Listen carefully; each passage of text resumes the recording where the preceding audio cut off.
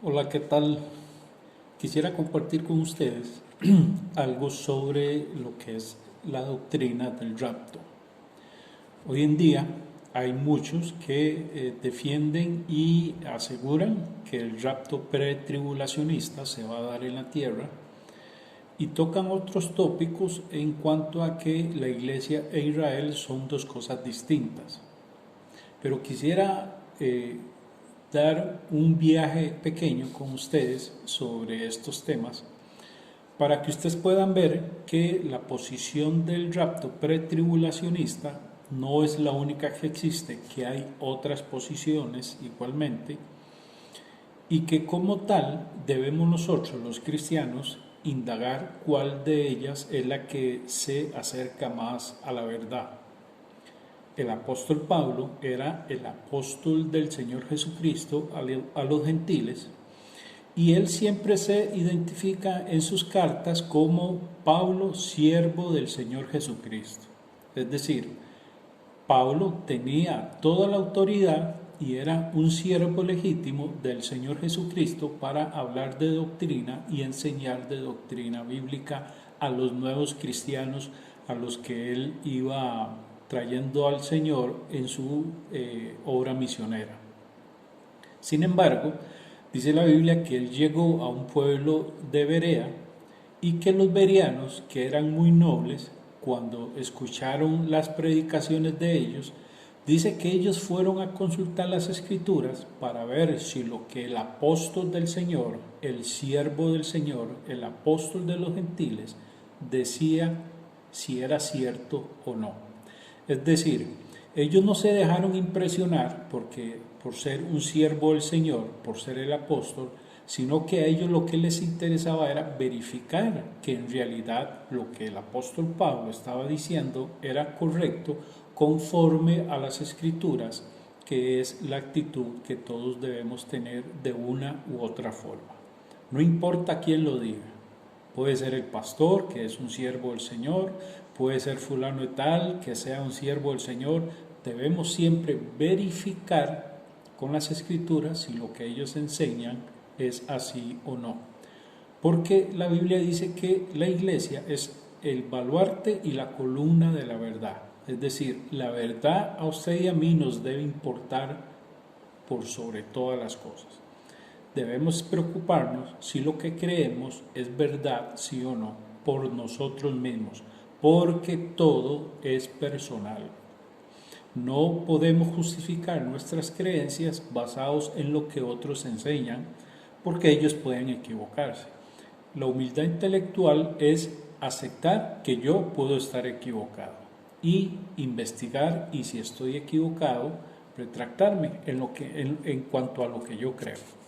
Pero entremos en el tema del rapto.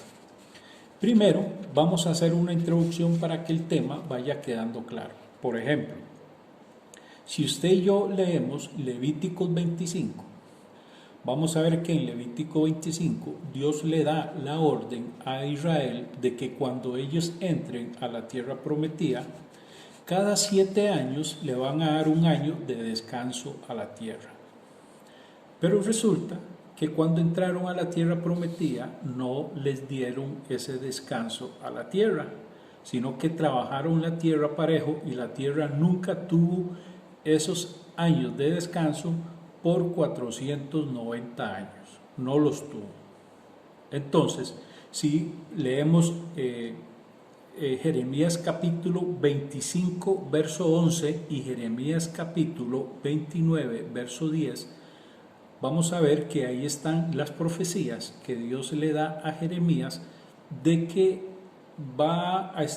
Israel va a estar cautivo por 70 años fuera de la tierra de Israel. Es decir, van a ser exiliados de Israel y la tierra de Israel va a estar desolada por 70 años. Y si nos vamos a 2 de Crónicas 36 del 20 al 21, vamos a ver que el texto dice que los 70 años que estuvieron los israelitas fuera de la tierra prometida fueron los años que Dios se cobró que le debían de descanso en la tierra. Es decir, si usted divide 490 entre 7, le va a dar 70. Esos 70 años que estuvieron fuera fue el castigo que Dios les dio por haber desobedecido, el darle el año de descanso que debía tener la tierra cada 7 años. Sin embargo, si nosotros tomamos que el cautiverio de Israel no duró 70 años, sino 67 años, y esto lo podemos ver porque desde el 604 al decreto del rey Ciro hay 67 años y no 70. Esto quiere decir entonces que Daniel 9, cuando toca lo referente a la profecía de las 70 semanas, está basando todo su discurso sobre la profecía que Dios le dio a Jeremías. Entonces Daniel toma la profecía, la antigua profecía de Jeremías, y le da un cumplimiento al presente de su época. Y si usted le da una lectura, una buena lectura al libro de Daniel, usted va a ver que Daniel no está enfocado en hechos cronológicos, sino que está enfocado más que todo en la teología que tiene que ver con la voluntad del Señor. Daniel es más teólogo y más enfático en la voluntad del Señor que en tiempos cronológicos. En el pasaje de Daniel 9 sobre las 70 semanas hay elementos que debemos destacar. Por ejemplo, que se habla de terminar con la transgresión, que se habla de acabar con el pecado, que se habla de traer justicia, que se habla de sellar la visión, se habla de ungir el lugar santísimo y se habla de restaurar Jerusalén. Daniel viene entonces y toma la profecía de los 70 años de Jeremías y empieza a reclamarle al pueblo de Israel su falta de arrepentimiento y empieza a recordarle a Dios que ya estaban llegando al final de los 70 años en que el castigo que Israel debía pasar ya estaba llegando a su final, y Daniel lo que hace es recordarle ese tiempo a Dios. Entonces Daniel empieza a hacer un cálculo desde el año 587 para tomar el tiempo para llegar a la conclusión donde se terminaban los 70 años del castigo. Entonces podemos decir con certeza que toda la referencia sobre esta profecía de Daniel está basada en la profecía de Jeremías en el capítulo 25. Entonces, si tomamos desde el año 587 hasta que Ciro toma Babilonia, hay desde el año 587, de la caída de Jerusalén a la toma de Ciro de Babilonia, hay 49 años. Y es cuando Ciro viene y decreta el regreso de los judíos a la tierra de Israel. Entre estos que salieron de Babilonia hacia Jerusalén iba un hombre que se llamaba Zorobabel, que él era del linaje de David y del linaje de Jesús. Usted lo puede ver en el linaje que da Mateo en el capítulo 1. Zorobabel es llamado en Ageo 2:23 el siervo de Jehová. Él era el sumo sacerdote ungido. Por lo tanto, él podría ser llamado un príncipe y un ungido en la profecía que da Daniel. Si usted va a Mateo 24:15, usted va a ver que en Mateo 24:15, Mateo cree que la profecía de Daniel de esas 70 semanas se está cumpliendo en su tiempo. Esto nos hace ver entonces que en Daniel, en las 70 semanas de la profecía de Daniel y en lo que se da en Mateo 24:15, hay cumplimientos semejantes, o sea, se están dando hechos semejantes. Debemos entender entonces que la idea de Daniel o el principal objetivo de Daniel es dar hechos teológicos y no hechos históricos. Si se hace una crítica al texto de Daniel en esta profecía, vamos a poder ver que el énfasis principal de Daniel está en hechos teológicos y no en hechos cronológicos. Ahora, dependiendo del año del decreto que usted tome, eso va a variar la forma en que usted entienda la profecía, porque el decreto del año 587 no fue el único.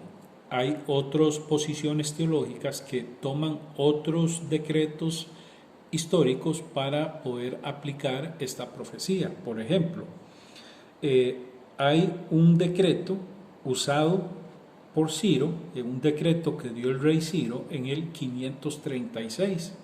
Hay otro en Esdras 6.18 y en Esdras 6.3 que tienen que ver con el decreto que dio Darío en el 518. Después, en Esdras 7.8, en el 457, Artajerjes da otro decreto. Y vemos otro decreto en Nehemías 2 con el mismo Artajerjes que está fechado en el 445.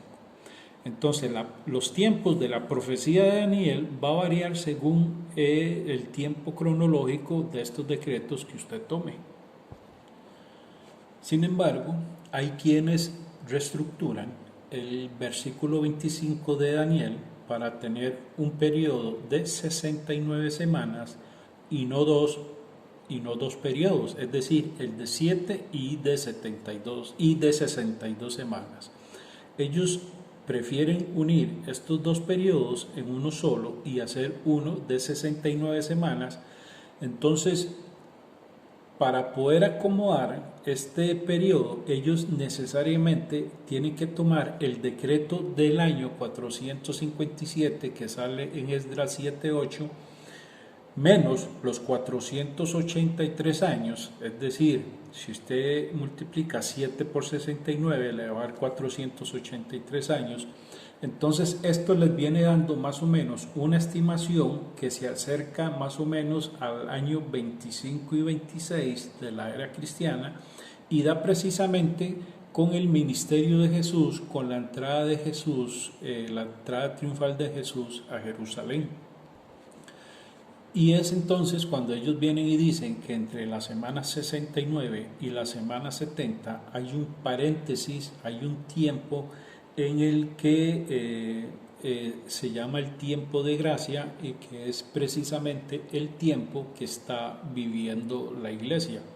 Pero para llegar a esta conclusión y para que los datos le coincidan, tienen que hacer precisamente la reestructuración del verso 25 de Daniel 9 y tomar el decreto del año 457, como les dije, que sale en Esdras 7.8, para que todos los datos cronológicos, los tiempos cronológicos se le ajusten para poder llegar y decir que hay entre el 69, entre la semana 69 y la 70 hay un paréntesis en donde Dios empieza a trabajar precisamente con la iglesia, con los gentiles, y es denominado la dispensación de la gracia. Después, en el versículo 26, se empieza a hablar de un anticristo que dice que va a hacer un pacto con los judíos en los primeros 3 años y medio, y después de esos 3 años y medio va a romper el pacto y va a empezar lo que es la persecución. No podemos tomar y decir que el ungido del que se habla en la profecía de Daniel de las 70 semanas es Jesús, porque lamentablemente en el idioma original este vocablo no viene definido. Entonces, muy correctamente podría ser traducido no como el ungido, sino como un ungido. Y precisamente estos datos, si empezamos a hacer comparaciones cronológicas, como lo hacen los que creen en el paréntesis que hace Dios para llamar a la iglesia, si tomáramos esa misma metodología, podríamos decir que ese ungido coincide en los tiempos de Daniel precisamente con Onías III, que fue el sumo sacerdote ungido para Israel en ese tiempo, que fue después asesinado por Antíoco IV Epifanes entre el 175 y el 163 antes de la era cristiana.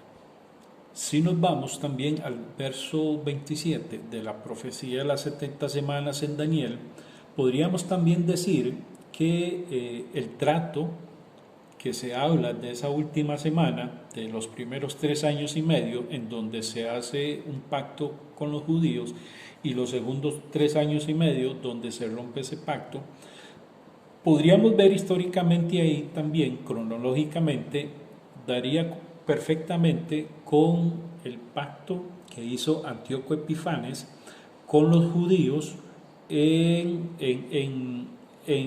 precisamente buscando lo que era helenizar a algunos de los judíos, y algunos de esos judíos precisamente abandonaron sus tradiciones judías y empezaron a abrazar tradiciones helénicas. Y bien, entonces podríamos citar que eso concuerda perfectamente con el pacto que hicieron algunos judíos con Antíoco Epifanes. Entonces, si somos sinceros y le damos una aplicación histórica, cronológica, a lo que es la profecía de las 70 semanas en Daniel 9, entonces podríamos aplicarle el cumplimiento de muchas de esas profecías a los tiempos de los macabeos, a los tiempos de Antíoco Epifanes, Artajerjes, etc. Podríamos darle una aplicación más próxima y no tan futurista.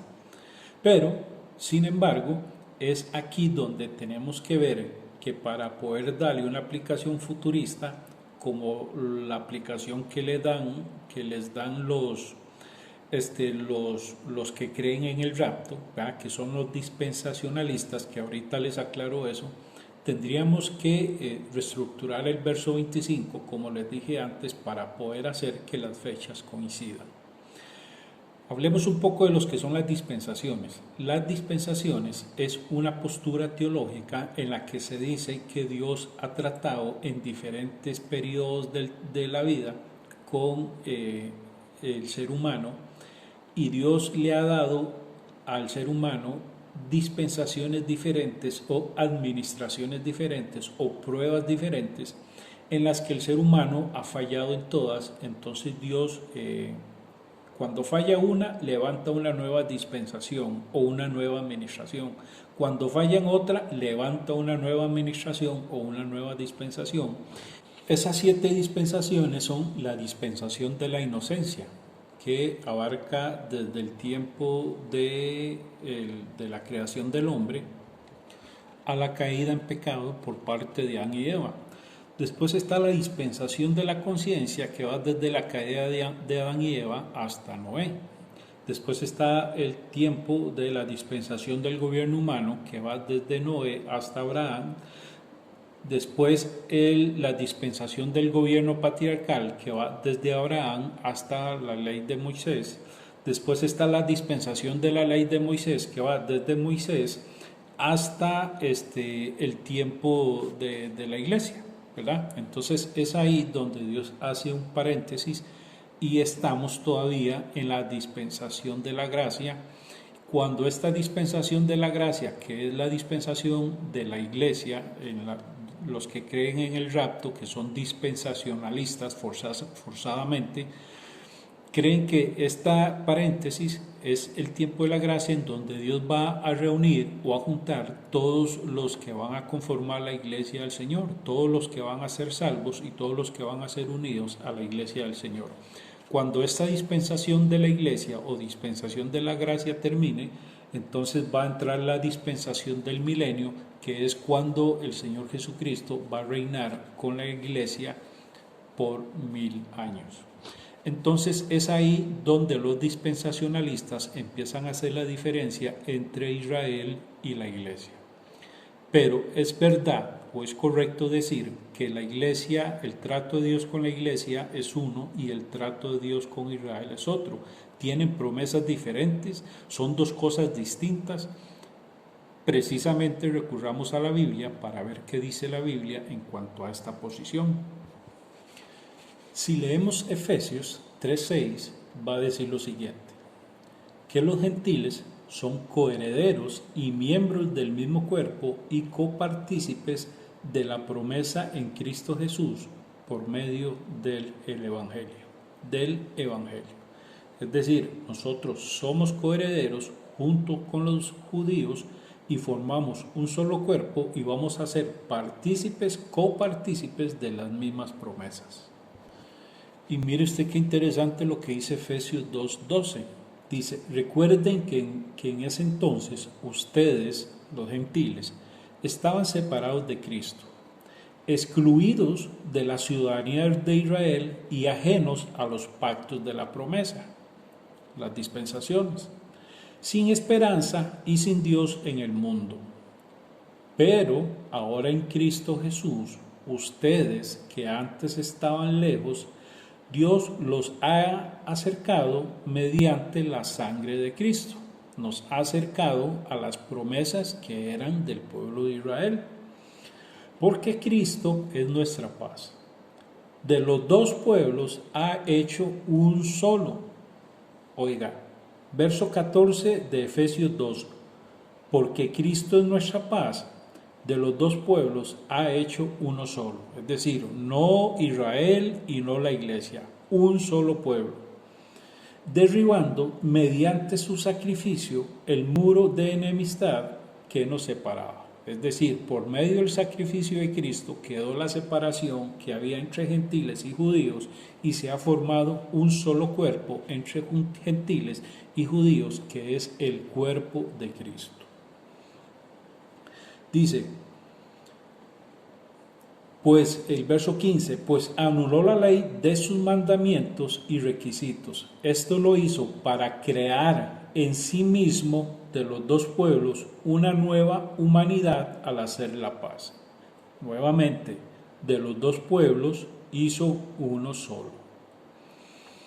Y sigue diciendo, para reconciliar con Dios a ambos en un solo cuerpo mediante la cruz, por la que dio muerte a la enemistad, para reconciliar con Dios a ambos en un solo cuerpo. Es decir, tanto judíos como gentiles tienen solo una forma de venir a Dios, una forma de venir a Jesús, y es por medio de la fe en Jesucristo. Aquí no es que los judíos tienen una forma para llegar a Dios y que la iglesia tiene una forma para llegar a Jesús. No, hay un solo camino para judíos y gentiles de poder acercarse a Dios y es a través del sacrificio de Jesús. Y sigue diciendo, dice, Él vino y proclamó paz a ustedes que estaban lejos y paz a los que estaban cerca. Es decir, tanto judíos como gentiles tienen un mismo mensaje de paz. El 18, pues por medio de él tenemos acceso al Padre por un mismo espíritu. Es decir, por medio de un solo espíritu, el mismo espíritu por el que los judíos tienen acceso al Padre, es el mismo espíritu por el que la iglesia también tiene acceso al Padre. Y sigue diciendo, por lo tanto, ustedes ya no son extraños ni extranjeros, sino conciudadanos de los santos y miembros de la familia de Dios. Conciudadanos junto con Israel. Somos conciudadanos. Mismos, tenemos los mismos derechos que de ciudadanía que tiene el pueblo de Israel. El 20 dice, edificados sobre el fundamento de los apóstoles y los profetas, siendo Jesucristo mismo la piedra angular.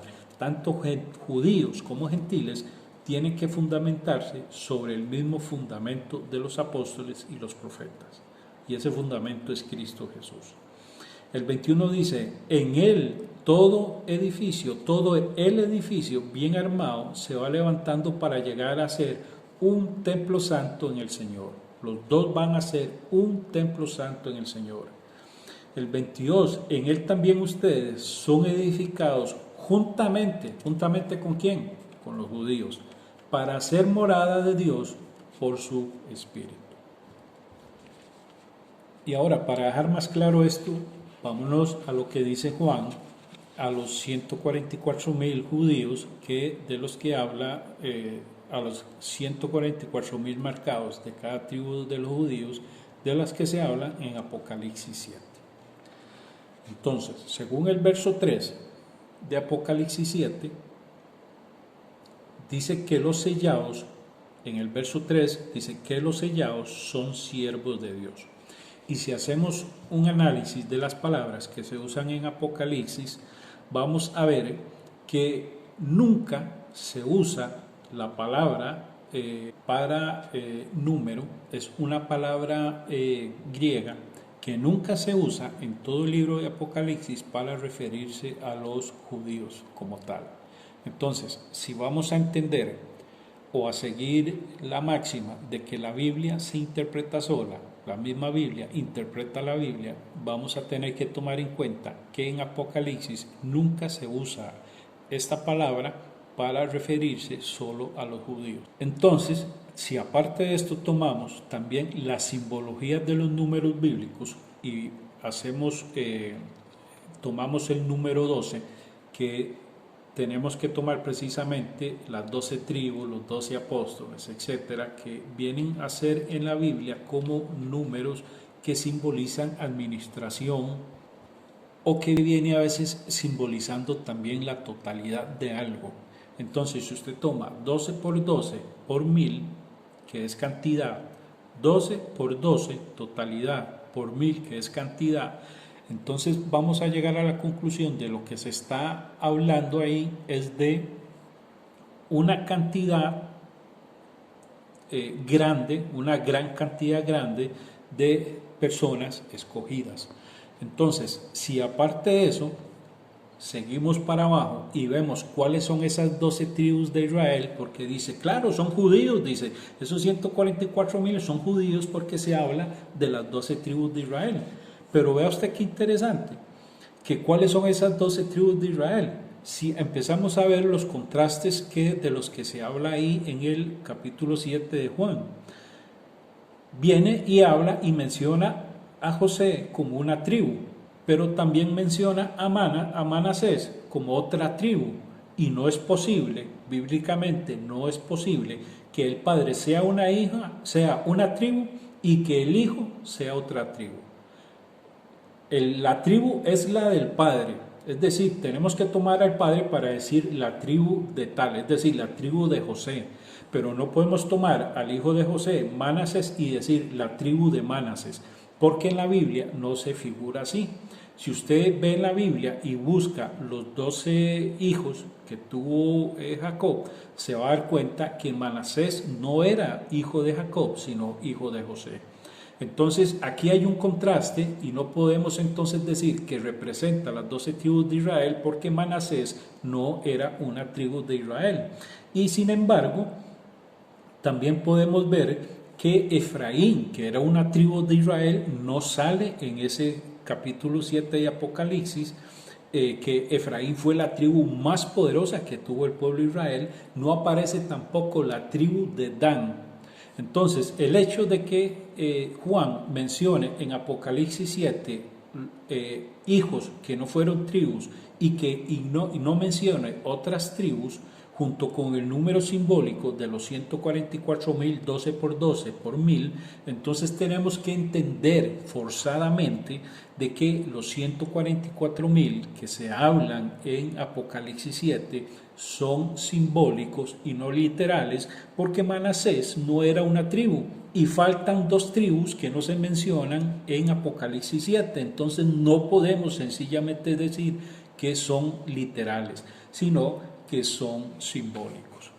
¿Por qué Juan está tomando a un hijo de José que no era de parte de la tribu de Israel para meterlo dentro de las supuestas 12 tribus de Israel, porque lo que Juan está dando es un número simbólico de la totalidad de los sellados que se estaban dando. Apocalipsis tiene muchos símbolos y por favor tenemos que tener claro en eso, saber cuándo podemos marcar algo como símbolo y cuándo no.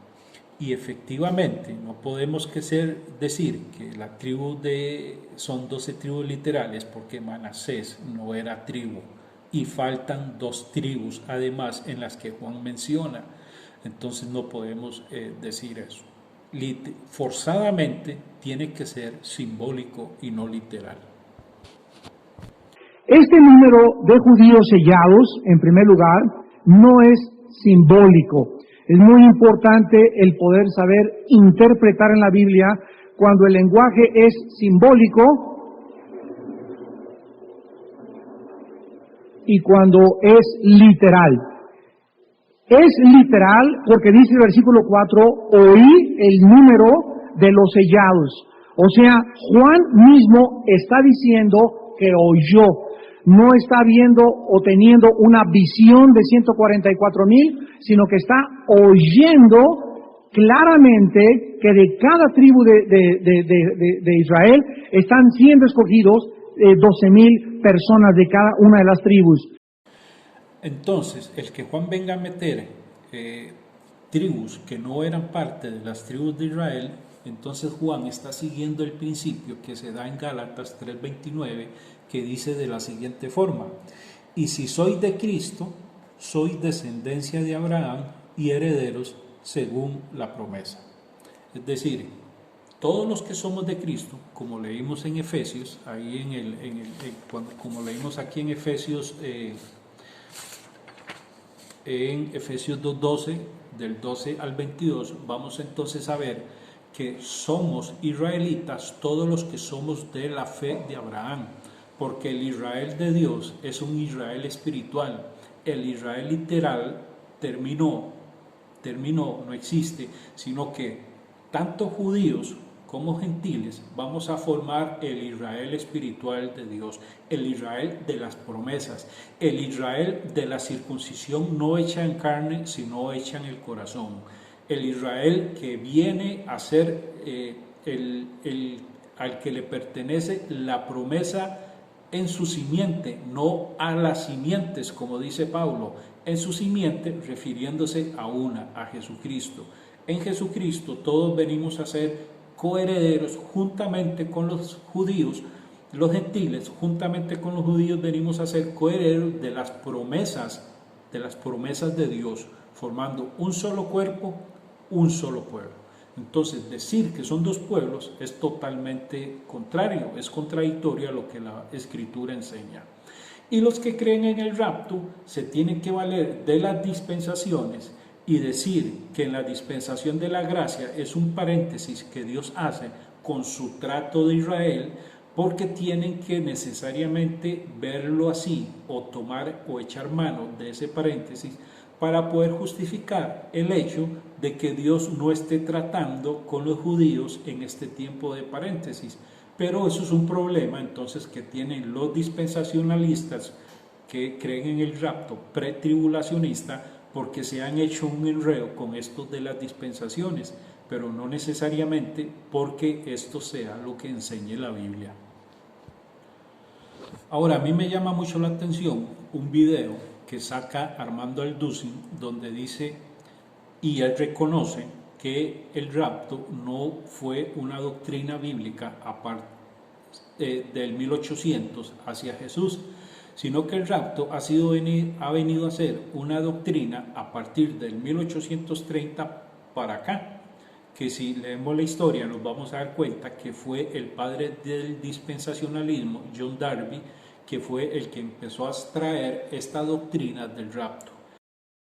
Sí, bueno, el arrebatamiento de la iglesia o el comúnmente llamado rapto es una de las doctrinas escatológicas, o sea, proféticas, que comenzó a resaltar de la Biblia en los últimos 2 siglos aproximadamente, y por esta razón hay muchas personas o muchos teólogos que están enseñando que el rapto no existe en la iglesia y que como es una doctrina nueva, ¿por qué no se enseñó anteriormente? Sin embargo, tenemos que recordar algo muy importante. En la Biblia es una revelación completa. Así lo dice Apocalipsis capítulo 22, ya no hay nada que agregarle, ya no hay nada que quitarle a la palabra de Dios. Ahora no necesitamos más revelaciones, ahora necesitamos iluminación en lo que ya está revelado, que eso es muy diferente. Por ejemplo, en el libro de Daniel capítulo 12, dice el versículo 10, muchos serán limpios, está hablando de esta generación posible que estamos viviendo, serán limpios, emblanquecidos, purificados, los impíos procederán impíamente y ninguno de los impíos entenderá, pero los entendidos comprenderán. O sea, mientras más nos acercamos a la culminación histórica del programa profético de Dios, vamos a recibir más luz. Es la promesa que tenemos en el Espíritu Santo. Y ahorita haríamos bien en estar atentos a esta palabra en medio de tanta oscuridad en el mundo, porque estamos descubriendo cosas que hace un siglo, 2 siglos, 3 siglos no se podían comprender. ¿Por qué? Porque, repito, la revelación de Dios es gradual. Entonces, el hecho que hace 2 siglos el rapto comenzara a resaltar o enseñarse, no implica que no estuviera en la Biblia. Ahí ha estado toda la vida. Simplemente que le fue revelado al apóstol Pablo para que nosotros, los que estamos viviendo en esta última generación, podamos comprender claramente ahora que estamos esperando este momento profético maravilloso, esta esperanza de la manifestación gloriosa y la esperanza de Jesucristo. Pero por 1830 años, la doctrina del rapto no fue doctrina de la iglesia. En ningún tiempo el rapto pretribulacionista no fue doctrina de la iglesia del 1830 hacia los apóstoles. Ahora, no estoy diciendo que Jesucristo no va a venir. Jesucristo va a venir por su iglesia. Lo que no es bíblico y lo que no es bueno, lo que no es certero decir es hablar de un rapto pretribulacionista secreto.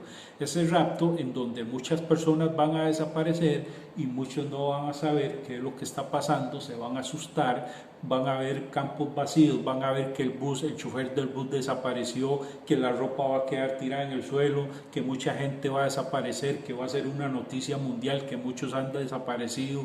Ese rapto secreto, ese rapto es lo que no es bíblico. Y si analizamos 1 Tesalonicenses 4:17, del 13 al 17, vamos a ver que es el texto más usado para hablar del rapto, vamos a ver que no se habla ahí de un rapto secreto. Si usted lee el verso 13 de 1 Tesalonicenses 4, va a ver que dice: hermanos, no queremos que ignoréis la suerte de los que han muerto, para que no os entristezcáis como los que no tienen esperanza. Entonces, de introducción tenemos que la idea de Pablo es consolar a los tesalonicenses, porque ellos creían que los que habían muerto no iban a ser llevados con el Señor, porque para los de Tesalónica ellos creían que la venida del Señor estaba ya muy cercana por algunos falsos profetas, por algunas falsas cartas que les habían llegado diciéndoles que ya Jesús estaba por regresar en cualquier momento. Entonces ellos empezaron a entristecer y a afligirse, porque ellos decían que los que habían muerto no se iban a ir con el Señor. Entonces, el contexto de este pasaje es que Pablo está buscando darles consuelo para que ellos tengan esperanza, y les dice que no, que los muertos en Cristo son los primeros en resucitar, y después los que estemos vivos nos vamos a unir a los resucitados y vamos a ir en el aire, en las nubes, a recibir al Señor Jesucristo. Después, ahí mismo en Tesalonicenses 4, en 1 Tesalonicenses 4, en el verso 17, dice así: después nosotros, los que vivamos, los que quedemos, seremos llevados con ellos entre las nubes para recibir al Señor. Entonces yo le pregunto a ustedes, ¿a quién se recibe? ¿Al que viene o al que va? Si es que nosotros somos los que vamos para el cielo, es el Señor el que nos va a recibir a nosotros. Pero el texto dice que nosotros vamos a recibir al Señor. porque precisamente la palabra que se usa aquí para recibir es un término técnico griego que es apantesis, que se usaba para cuando algún emperador o algún general de algún ejército, de algún imperio poderoso, venía de una victoria, el pueblo salía a apantesis, salía a recibirlo y se devolvía junto con él hacia el pueblo para festejar. Entonces, si tomamos el sentido técnico que se le daba en la antigüedad a esa palabra, tendríamos que decir necesariamente entonces que nosotros vamos a recibir al Señor en las nubes, que viene triunfante, para venir a la tierra y celebrar junto con Él su triunfo, que eso sería en el reino de los 1000 años, en que Jesucristo va a venir a reinar sobre la tierra como Rey legítimo, Rey supremo, por 1000 años. Entonces, no es que nosotros vamos a recibir al Señor para regresar al cielo, porque eso no tendría ningún sentido. Eso es como decir que un rey viene de una victoria y salimos a recibir al rey y nos vamos con el rey para otro lugar y no venimos al pueblo a celebrar la victoria del rey. Precisamente eso es lo que vamos a hacer nosotros, a recibir al que viene. ¿Quién viene? El Señor Jesús. Lo recibimos en las nubes y juntamente con Él descendemos a la tierra para reinar por esos 1000 años.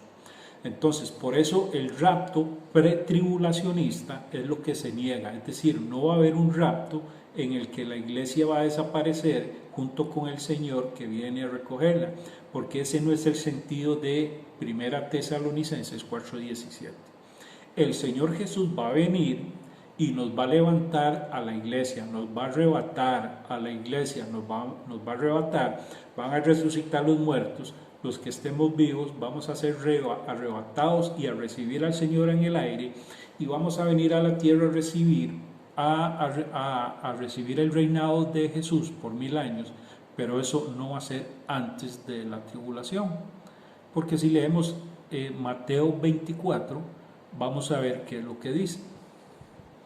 Vea lo que dice Mateo 24 del 15 en adelante. Cuando veáis la abominación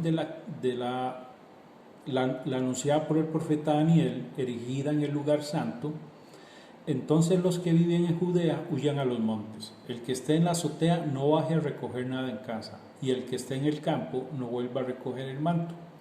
Ay de las que estén encinta o criando en aquellos días. Orad para que vuestra huida no suceda en invierno o en sábado.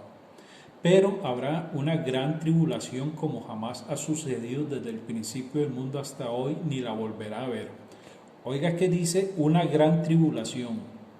Dice, y si no se acortaran aquellos días, nadie podrá salvarse.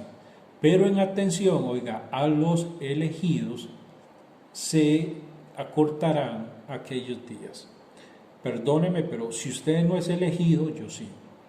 Y si alguno entonces dice, ahí está el Mesías o allá, no lo creáis, porque seguirán falsos Mesías y falsos profetas.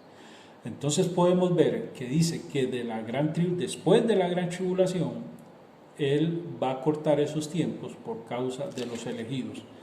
Ahora, si usted sigue creyendo que esos elegidos son los 144,000 judíos, perdóneme, pero entonces usted no entendió todo el montón de textos que yo le enseñé, donde dice que no son dos pueblos, sino que somos solo un pueblo. Judíos y gentiles somos un solo pueblo del Señor. Entonces hay mucho, yo podría hacer esto muy grande, pero hay mucho que se podría decir sobre el rapto. Yo creo, en lo personal, yo creo en la venida del Señor, y yo creo que los muertos en Cristo resucitarán. Los que estemos vivos seremos juntamente con los muertos resucitados, arrebatados al cielo, y en las nubes vamos a recibir al Señor, y junto con el Señor vamos a descender a la tierra a reinar por 1000 años. Pero yo lo reto a usted a que por favor me enseñe o me evidencie de que el rapto secreto pretribulacionista existe. Muéstremelo con la Biblia.